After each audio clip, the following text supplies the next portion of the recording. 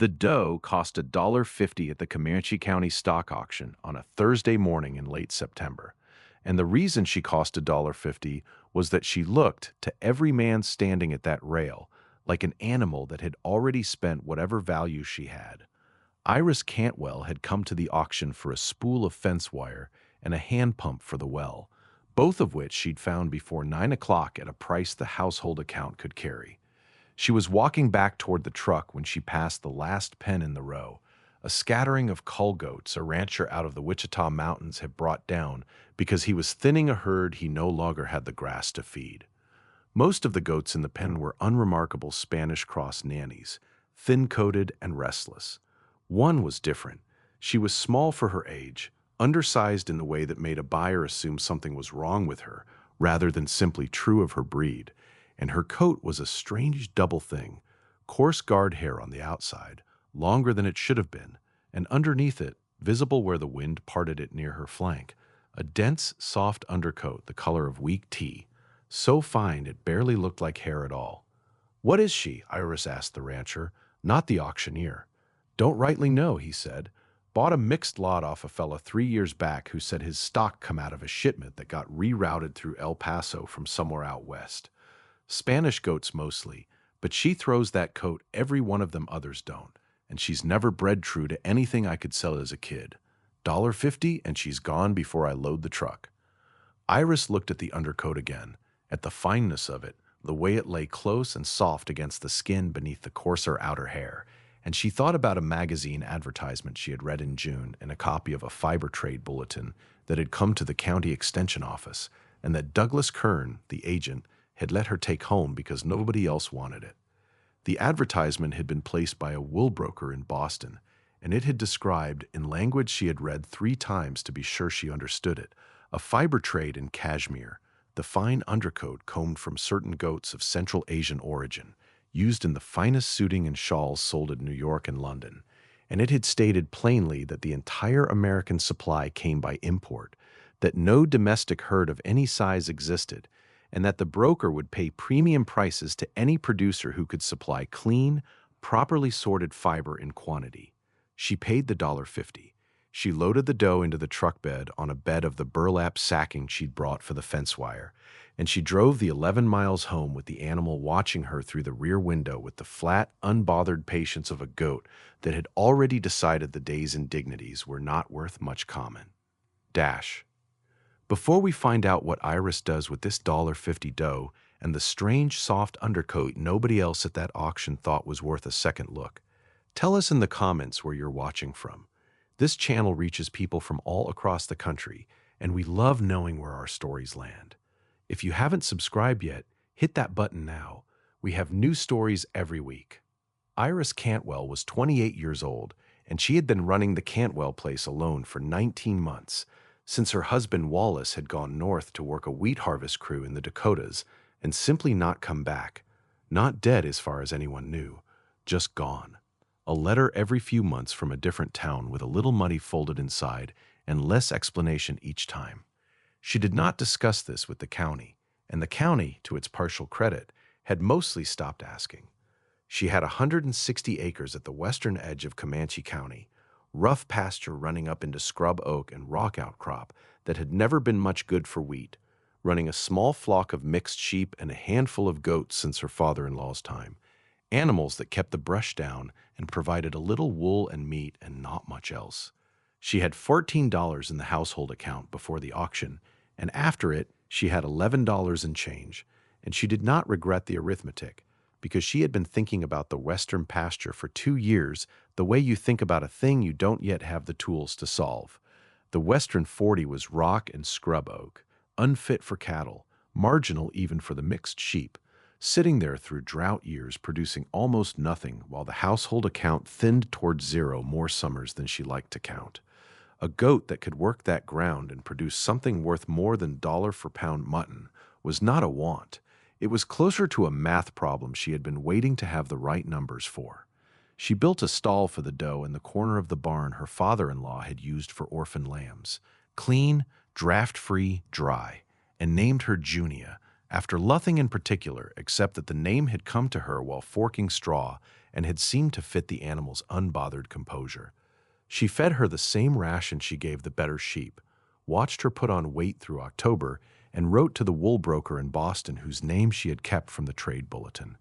The broker's name was Elias Whitcomb, and his reply came back in 3 weeks, longer and more detailed than she'd hoped. Cashmere, he wrote, was not a breed but a fiber type, the fine undercoat certain goats, most famously from Kashmir and Mongolia, and from herds descended from stock brought into Texas and the Southwest by earlier Spanish and Mexican trade routes, grew each year beneath a coarser guard coat, shed each spring, and combed or plucked out by hand rather than sheared, because shearing took the coarse hair along with the fine undercoat and ruined the value of both. A single animal might produce 4 to 6 ounces of clean, de-haired fiber in a season, sometimes less in a young or thin animal, more in a mature doe on good feed, and the fiber had to be sorted from the guard hair afterward, a process called dehairing, before it was worth anything to a mill. Clean, properly de-haired cashmere fiber, he wrote, was presently commanding $2.20 a pound at the mill gate, a figure that made ordinary sheep's wool, running near 10 to 12 cents a pound, look like a different commodity altogether. There were almost no domestic cashmere producers of any size in the country. The mills bought nearly all of it from Scottish and English brokers who imported it from Asia, and any interruption in that chain left them hungry for a supply they could not find at home. Iris read the letter at the kitchen table twice, and then she went out to the barn and stood at Junia's stall for a long while, looking at the place on the doe's flank where the wind had parted the outer coat and shown her the soft undercoat beneath, and she thought about the western 40 acres of rock and scrub oak that had never grown anything worth harvesting, and she understood, with the specific clarity of a woman who has been waiting a long time for a number to make sense, that she was looking at the number. The difficulty, she wrote back, was that she had one goat, and a doe that never bred true, in the Cull rancher's words, might mean the trait was recessive and uncertain in the offspring, or only that the rancher had never bred her to the right buck. Whitcomb's answering letter was patient and direct. Cashmere expression, he explained, was inconsistent even in established herds, influenced by both genetics and cold. The fiber grew heaviest in animals exposed to a real winter, since the undercoat was an insulating response to cold, and thin expression sometimes meant nothing more than an animal that had never wintered hard enough to grow it fully. He recommended she winter the doe properly, without excessive shelter or grain that would blunt the cold response, and see what the following spring's shed actually produced before she drew conclusions about the bloodline. If it proved substantial, he would advise her on sourcing a buck with similar coat character, since a handful of ranchers scattered through the Southwest carried stock with the same uncertain Spanish-Mexican ancestry Junia had come from, animals nobody had yet thought to select for the trait deliberately. Reuben Ashby was at the fence the second week of October, on the boundary between the Cantwell place and his own 120 acres to the north, ostensibly because the shared stretch of fence along the dry wash had come down in a section during a late summer storm and needed resetting before winter stock movements made it a problem for both of them. He was 31, sun-weathered, with dark auburn hair going a shade darker at the temples, and green hazel eyes with a way of settling on a thing and staying there until he'd worked out what he thought. He had been Wallace Cantwell's friend before he was anyone's neighbor, and since Wallace's departure, he had come to that stretch of fence with a frequency that outpaced any reasonable estimate of how much wire actually needed resetting. "Heard you bought a goat at the sale," he said, working a wire staple loose with the claw of his hammer. "I did," Iris said. "Heard it was a poor-looking animal." "She's undersized," Iris said. "That's not poor, that's a different thing." He looked past her toward the barn, where Junia stood in the small paddock Iris had fenced off from the rest of the goat pen, and something in his expression shifted from polite disinterest into something more like attention. "What are you keeping her separate for?" "I'll tell you in the spring," Iris said, "if it turns out to be something worth telling." He did not push further, which she had come to understand was Reuben's particular way of being patient, a trait that made him easy to have at a fence line and harder to stop thinking about than she generally allowed herself to admit. He reset the wire, checked the whole stretch of wash boundary, though only one section had failed, and left before noon. Winter came on hard that year, an early cold snap in November dropping temperatures into the teens for a full week, and Iris kept Junia in the unheated end of the barn rather than moving her to warmer shelter, following Whitcomb's advice against her every instinct as a woman who had nursed plenty of animals through Oklahoma winters and did not naturally choose to leave one exposed. She checked her twice daily, kept her fed and dry and sheltered from wind, even as she withheld the extra warmth, and watched through December and January as the doe's coat thickened visibly, the coarse outer hair growing longer and rougher, and beneath it, when she parted the coat at the shoulder and flank, an undercoat that kept deepening, softer and denser each time she checked it, until by the end of January it stood a full inch and a half off the skin in places, a soft gray-brown down unlike any fiber she had handled off any sheep or goat on the place. By early March, as the days began to lengthen and the first warm afternoons arrived, Iris saw what Whitcomb had told her to watch for. The coat began to loosen at the roots, the fine undercoat separating from the skin in a way the coarser guarded hair did not, catching in small tufts on the fence wire where Junia rubbed against the posts, drifting free when she ran a hand through the coat at the shoulder. This was the shed, the narrow window of 4 to 6 weeks each spring during which the fiber could be combed free without cutting, and combing, not shearing, was the only method that kept the valuable undercoat separate from the coarse and worthless guard hair. Iris had ordered a proper cashmere comb from a supplier Whitcomb recommended in Colorado, a wide-toothed tool with fine, closely set teeth designed to lift the loosened undercoat away from the skin without pulling the still-rooted guard hair, and she spent 2 hours a day for 3 weeks in March working through Junia's coat in patient sections, starting at the neck and working back along the shoulder and flank, collecting the soft down into a burlap sack kept dedicated to the purpose.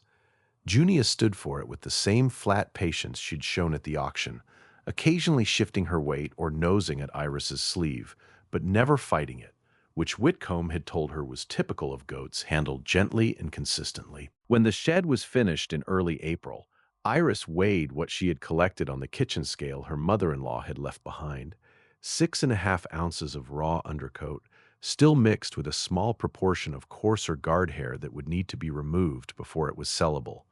She sat at the kitchen table with the sack in front of her and did the arithmetic Whitcomb's letters had given her. 6.5 ounces raw, likely reducing to perhaps 5 ounces of clean, de-haired fiber once she'd worked out the guard hair by hand combing and picking. At $2.20 a pound, meant just under 70 cents from one animal in one season. It was not, by itself, a fortune. It was, by itself, proof. We're halfway through this story, and we want to know, have you ever raised or worked with an animal that turned out to be worth far more than what you paid for it? Tell us in the comments. We read every one. And if you haven't subscribed yet, this is your reminder. New stories every week. The county had, by this point, formed its opinion, and its opinion ran along familiar lines.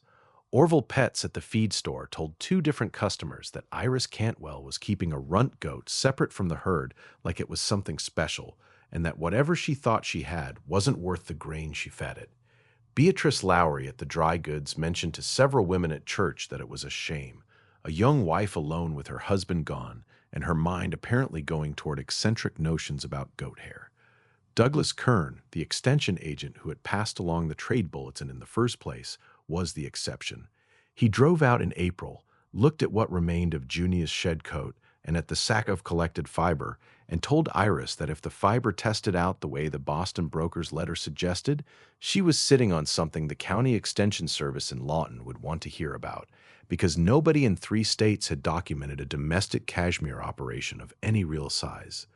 Reuben came to the fence more often that spring than the wash boundary strictly required, and by April he had stopped inventing reasons, arriving instead with the frank statement that he'd come to see how the goat business was going, a directness that Iris found she did not mind. She showed him the sack of combed fiber, let him work a pinch of it between his fingers the way she had, and watched his expression do the same thing Douglas Kernan's had done, a slow recalibration of what he'd assumed he was looking at. "That's from one goat," he said. "One goat, one season, and I don't even have the de-hairing finished yet. And you're going to need more goats. I'm going to need a buck with the same coat character, which is the hard part, and I'm going to need to breed carefully and see what comes of it, because Whitcomb says the trait doesn't always hold true even from a good doe. She looked at him. You know anybody running goats out of that Spanish-Mexican stock down toward the Wichita Mountains? The kind that came up through Texas? I might, Reuben said, in the tone of a man already turning over which of his acquaintances would know. He came back 2 weeks later with the name of a rancher near Cache, who ran a mixed herd with a handful of animals showing the same double coat, descended, as far as anyone could trace it, from goats that had come north out of the same disrupted Mexican trade routes Whitcomb had described. Iris drove down with Reuben on a Saturday in May, examined 4 bucks at the rancher's place, and bought the one whose undercoat, though currently in full spring shed and hard to judge, showed the same fineness at the base of the coat that Junia's had shown the previous winter. She paid $6 for him, more than she'd paid for Junia and the fence wire and the well pump combined, and she did not think of it as a risk so much as the second half of an equation she had already proven the first half of. She sent her first properly de-haired and sorted sample, 2 ounces of clean fiber worked free of guard hair by hand over the course of a week of evenings at the kitchen table, to Whitcomb in June, along with a full account of the animal's provenance, her wintering method, and her combing technique. His reply, when it came, included both a fiber grading report from the mill he worked with and a check. The grading report described the fiber as testing at approximately 16 microns in diameter, within the range the mill classified as genuine cashmere quality, rather than the coarser cashgora or mohair cross fiber that sometimes passed for it, with good crimp and length for the type. The check was for $4.40, payment for the 2 ounces at the rate Whitcomb had quoted, and it was, Iris understood, less important for its size than for what it confirmed. She was not guessing. She had a graded, verified domestic cashmere fiber source, one of the only ones the broker had encountered, and she had a buck, and she had a plan for what the western 40 acres of rock and scrub oak were finally, after 4 years of producing nothing, going to be good for. The buck settled into the herd through the summer, and Iris spent July and August doing the fencing work the western 40 had needed for years, a cross fence to keep the goats worked into the rock and scrub oak in rotation, instead of ranging the whole 40 at once, work that took most of 2 months of evenings, and that Reuben showed up for on 3 separate Saturdays unasked, arriving with post-hole tools and staying until the light gave out, never once suggesting how she ought to run the operation, only doing the part of the work that needed doing, and letting her decide the rest. By September, a year almost to the week since the auction, Iris had bred 4 does to the new buck, including Junia, and Douglas Kern had made good on his word, driving her fiber sample and Whitcomb's grading report to the extension office in Lawton, where a fiber crop specialist wrote back within the month, expressing genuine interest in documenting what appeared to be the first verified domestic cashmere-type herd he had record of west of the Mississippi. He asked whether Iris would correspond with the Extension Service about breeding records as the herd expanded, a request she answered yes to without hesitation, because a woman who intended to build something worth building did not turn down documentation that made the thing more credible. Reuben was at the fence on the evening she got Kern's letter, and she walked out to tell him before she'd fully decided to, the letter still in her hand. "They want to write it up," she said. "The Extension Service said nobody's documented a herd like this west of the Mississippi." He read it, handed it back, and was quiet for a moment in the way that she had learned meant he was choosing his next sentence carefully rather than having none ready. "You did that with a $1.50 goat nobody else at that sale would have paid a nickel for." "I did that because Whitcomb answered a letter honestly instead of telling me what I wanted to hear, and because you found me a buck I never would have located on my own, and because Douglas Kern kept a trade bulletin instead of throwing it out." She looked at him. "I don't do arithmetic that leaves out the people who did the work." "That's a generous way of putting my part in it." "It's an accurate way," she said. "There's a difference between generous and accurate, and I try to stay on the accurate side of that line, which you'd know if you'd been paying closer attention at the fence for the last year, instead of just resetting wire that mostly wasn't broken." He looked at her for a long moment with the green hazel eyes doing the thing they did when he had arrived somewhere and was deciding whether to say so, and then he said it. "The wire wasn't the reason I kept coming." "I know," she said. I've known since around November, and you let me keep pretending. I let you take your own time getting to the honest version of it, same as I took mine figuring out what that goat actually was. She folded Kern's letter back into its envelope. Come to supper Thursday, not for the fence, for supper. Thursday, he said, and something in the set of his shoulders eased in a way she recognized. The particular relief of a man who has been carrying a thing carefully for a long time and has finally been allowed to set it down in the open. By the following spring, the herd numbered 14 does and the original buck, with 3 does throwing kids that showed the same double coat character in varying degrees. Enough that Whitcomb's mill was asking for a standing arrangement rather than one-off sample shipments, and the Western 40, worked in careful rotation, was carrying more animals productively than it had carried in any year Iris could recall her father-in-law managing it. The combing income for that second spring came to just over $31, modest against a whole farm's operation, but growing at a rate that made her ledger projections look conservative, and it arrived alongside the ordinary income from the mixed flocks wool and meat, rather than replacing it, a second column that had not existed 2 years before and that she suspected was going to keep growing for a good while yet. She did not hear from Wallace again, and she found, considering this honestly some evenings, that she had made a kind of peace with it that had less to do with resignation and more to do with the specific satisfaction of a woman who has built something on her own judgment and watched it prove out. Reuben came to supper on Thursdays, then Sundays as well, and by the second autumn he had stopped resetting fence wire on the wash boundary altogether because there was no longer a pretext either of them required. She stood at the western fence one evening in October with him beside her, watching the herd work the scrub oak in the low gold light, Junia grazing near the gate with the flat, unbothered patience she had carried since the day she came off the auction rail, and Iris thought about the $1.50 in the fence wire and the letter from a broker in Boston who had answered an unknown woman's question honestly instead of ignoring it, and she understood that the ground itself had not changed at all. It was the same rock and scrub oak it had always been. What had changed was that she had finally found the animal that knew what to do with it. If you've made it to the end of this story, thank you. Leave a comment below. What's the most unlikely thing you've ever seen someone build from almost nothing? Your stories are what makes this community what it is. Subscribe if you haven't already. We'll have a new story for you next week.